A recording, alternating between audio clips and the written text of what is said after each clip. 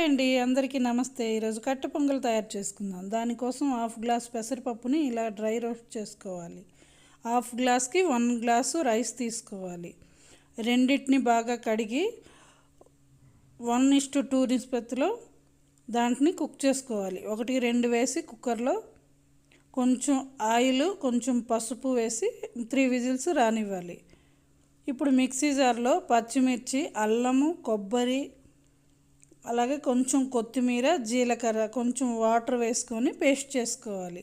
ఇప్పుడు స్టవ్ మీద బాండీ పెట్టి కొంచెం ఆయిల్ వేసి తాలింపు దినుసులు, పెప్పర్ పౌడరు, పచ్చిమిర్చి, కరివేపాకు, అలాగే కొంచెం కొత్తిమీర, కాజు వేసుకొని కొంచెం హింగు కూడా వేసుకొని ఫ్రై చేసుకోవాలి.